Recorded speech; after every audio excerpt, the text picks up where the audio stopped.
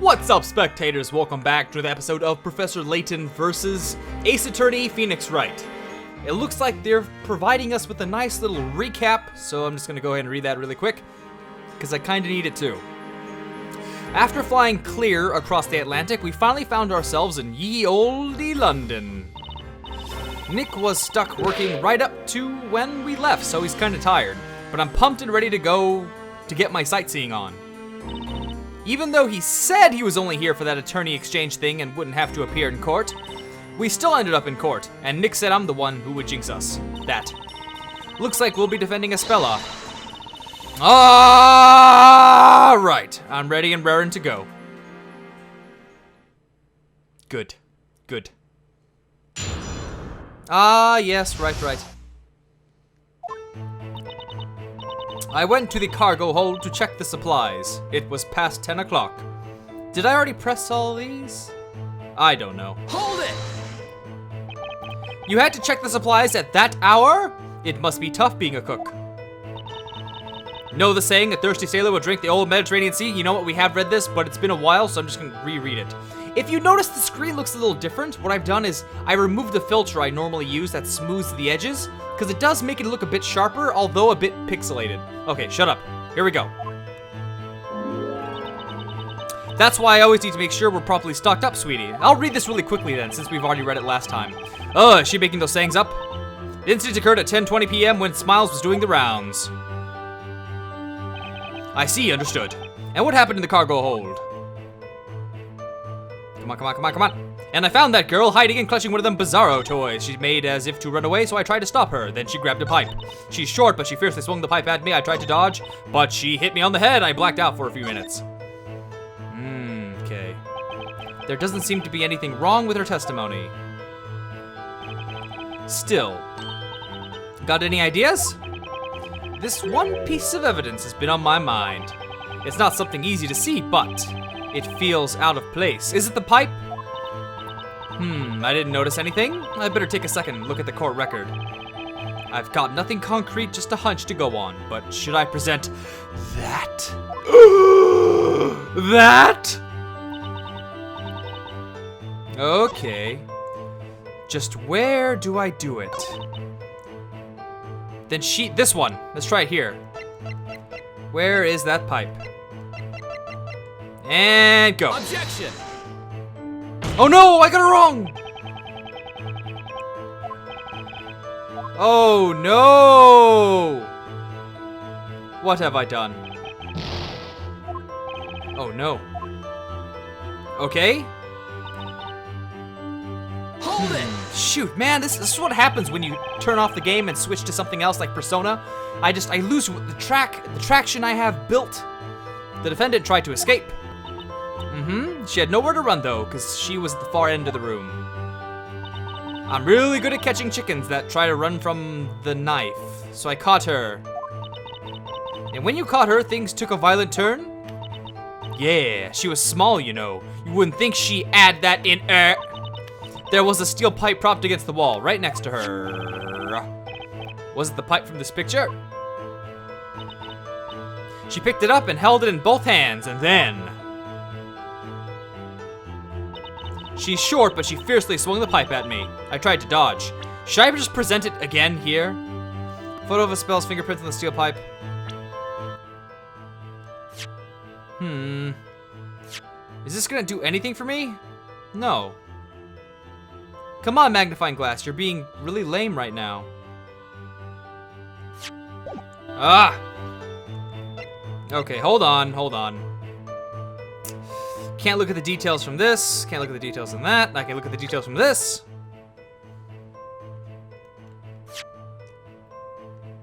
What am I supposed to do with this?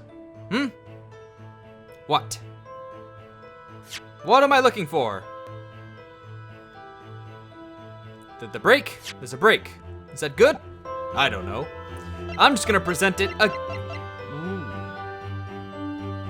back of the head. Hold on a minute. I feel like I've already done this before. Shoot! Nick, you're killing me here. No!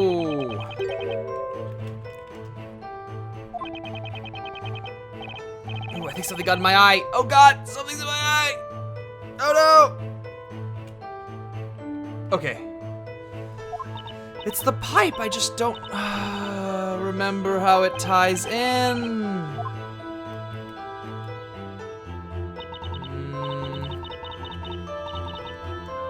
10 o'clock. Alright, I didn't want to lose any points, so I looked this up just in case. And you know what? It is this one. It's the freaking fingerprint photo on this statement, the one right after the one I attempted it on, so that's stupid, but that is Ace Attorney. That does happen most of the time. Objection! Oh, okay. You're claiming that the defendant swung the pipe at you. Well, that's impossible. Why do you say that, sweetie? The defendant's fingerprints were found on the pipe, however, there is a contradiction here. Impossible! That is most interesting. Well then, the defense shall explain. What in the photo of the fingerprints contradicts the testimony?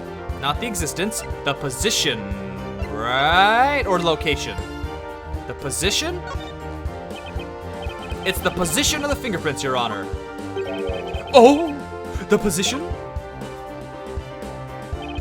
According to the witness testimony, the defendant held the pipe like this. In order to hit the witness on the head, she raised the pipe like so. That is precisely what she did. And then she struck from above, but here's the problem. Think about the fingerprints that she would have left, had she done just that.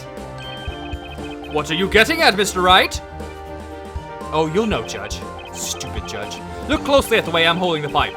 In this situation, the fingerprints would look like this. The thumb is above the other fingers. Indeed, there's no doubt about it. Now take a look at the fingerprints that were actually left on the pipe. Dios mío. The thumb. It's below the other fingers. That's right. Miss Al Dente. What is it? Had the defendant attacked you as you described, the fingerprints would have been the other way around, which means something's not right with your testimony. Well, if you pay attention to the cutscene, you can see that she's the one who struck first. I really feel like, maybe I should turn the filter back on. You know what? I will turn it back on. It does make it smoother. What is the meaning of this? Hope you guys didn't mind the first, 6 minutes of that filterless footage. These fingerprints were submitted as decisive evidence. How come this contradiction was not brought to light before? No! Miss Al Dente, what do you have to say about this? Oh, damn, that's awesome. What a show. Brava. Miss Al Dente. Know how to bring out the full sweetness of a sweet potato? You use a pinch of salt. Interesting, right? Use salt to make something taste sweeter. I'm not following. I remember it now. It was the other way around, not as you'd expect it. I'm sorry, I got a bit confused. You normally hold a pipe like that. But she's so small and the pipe is heavy, she held it the other way. Away? Not like this. Well, that's just stupid. She held it in this way. Objection! But you testified that she fiercely swung the pipe at you. I'm telling you, I got confused. Olivia, sorry, Kay? How could you mistake the way she held the pipe if she was right in front of you? Oh, why don't you go fry an egg? What does it matter if she held it in one way or another? You wouldn't call a slightly salted sweet potato a salty potato because it's still a sweet potato no matter what you add to it. The witness probably has a point, doesn't she, Mr. Wright? So, the defendant attacked the witness holding the pipe backhanded. It seems a bit unnatural, but it does make sense, I suppose. Indeed it does, Your Honor. There's no problem with this evidence at all. Does the defense agree? No. If I agree there are no problems with this evidence, then one step away. There's got to be a contradiction somewhere in that fishy testimony. Could Espella have hit Olivia holding the pipe backhanded? No, you always prove there's a contradiction.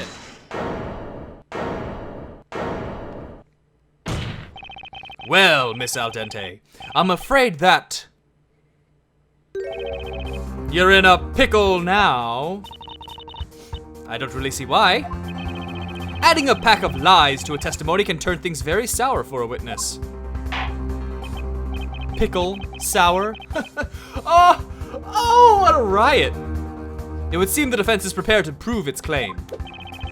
That there is a contradiction in this witness's testimony. Correct your honneur. I won't know until I try.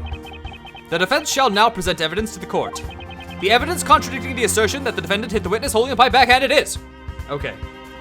Now, let's go through these one by one. One by one, I say. Back it up.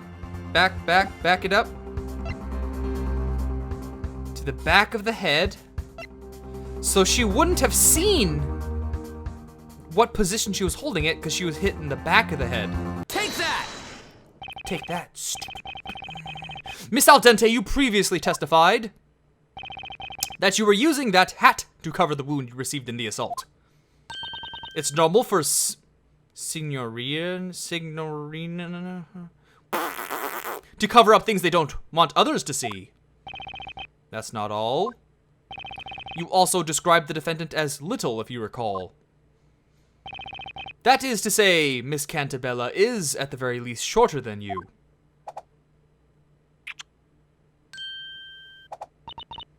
I've grown tall and healthy thanks to the wonderful Mediterranean sunshine. Let me ask you then, how did a girl shorter than you, holding a heavy pipe backhanded, manage to land a blow to the back of your head? I'd say it's impossible. What the fuck you gonna do now, huh? What the fuck you gonna do now? Fingerprints on the weapon show that the defendant held it backhanded. But even if she didn't... Damn, look at that. He went in and did a full-out extension. It is highly unlikely she would be able to hit Miss Al Dente's head like that. You go to jail with that chocolate boy, dude. Order! I will have order. What is the defense getting at? Objection! Objection!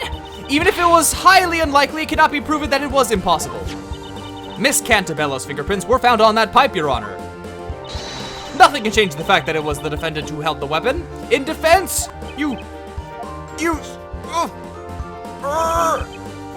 that is so. Does the defense have any comments? Sorry, I have fruit juice in my mouth. I can't deny that. It's clear that Espella did hold that pipe. She held it like this, right? Why would she do that? Right there, see, stupid? God, Maya, so dumb today. When she holds it like that, it looks as if... The court recognizes the validity of the prosecution's objection. Fingerprints on the weapon prove that it was used by the defendant. Objection! The defendant's fingerprints may be on the pipe, however... That doesn't prove she hit anyone with it. Objection! Nonsense, Poopy Pants! What else would she pick up a steel pipe for? Objection! Oh, I think I've got a pretty good idea. Well then, the defense may elaborate on its idea. What I say next will turn this trial around. You could say a turnabout. Oh, what originality! The defendant's fingerprints were left on the weapon when she tried to defend herself. Well, naturally, she held the pipe with both hands when she stopped it from coming down on her head. With both hands? That's right, like this. Please take another look at this photo. These are not the fingerprints of an assailant, but rather the fingerprints of a victim who was defending herself. Oh! Which brings us to the conclusion that Miss Cantabella didn't attack the witness. She was in fact a victim desperately trying to defend herself. Another full arm extension. This cannot be. And if Miss Cantabella was a victim, who was the real assailant? There's only one person who could have done it. The only other person at the crime scene was Olivia Al Dente. It was you, wasn't it? Kia!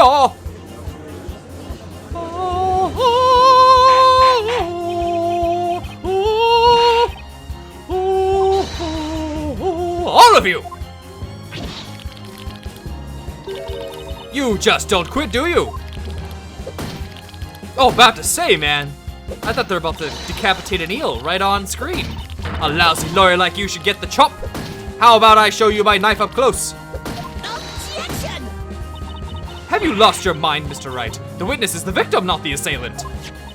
There are no fingerprints other than the defendant's on the weapon. She's wearing gloves, you bozo. Objection! Look at the witness's outfit. She's wearing gloves. That's why she left no fingerprints. Arr, you prickly sea urchin. Objection! But you cannot be sure she was wearing gloves that night. Objection! The witness has called this her work outfit, so she must have been wearing it when she went to check supplies. You devious lawyer, slippery as an eel. It was me because I had gloves on? As if it was only me wearing gloves. She's the only one in the courtroom wearing gloves. There was that guy, the guard. He was wearing gloves too. The guard? Oh, was that the previous witness? It would have been the guard if he didn't get Hershey's all over the stupid pipe. Oh, that's right. Gloves are part of the guard's uniform by regulation. See, that guard Johnny, he was wearing gloves that night too. What do you say to that, Mr. Wright? Since you're claiming that the assailant is the person who had gloves on, that would make the guard a suspect as well. Could Johnny be the culprit? No, it's impossible. Well, it's possible, but I don't think so. Johnny Smiles is not the culprit. Why not? Anyone with gloves could have done it. Didn't you just say that? No, I didn't. However, it does seem plausible that the guard could have done it. He was wearing gloves. I'm afraid that's impossible, Your Honor, and I have proof. Fascinating! Let's see this proof, if you really have it. Please enlighten us as to why Smiles cannot be the culprit. Provide the proof. Why, it's the, covered in chocolate fingerprints, of course. Spill those fingerprints and see if I touch you to see more. Looks good to me. Take that! Mr. Smiles is, to put it nicely, what you may call a free spirit. There is no guarantee he would follow the rules and wear his full uniform. And this evidence proves he did not wear gloves. Wait, don't throw that filthy torch at me! Will someone please wipe the chocolate off this evidence? No, Your Honor. This chocolate is the evidence. Hoo-wit. Mr. Smiles was snacking on a chocolate bar during his patrol. That's why his flashlight is in this sorry state. And covered in his chocolatey fingerprints. Therefore, we know that he didn't wear gloves when patrolling the ship that night. Rule-breaking, chocolate-loving Johnny Smiles was not the culprit. And I'm gonna end this video here, so stay tuned tomorrow for the next episode. And thanks for watching. Bye-bye!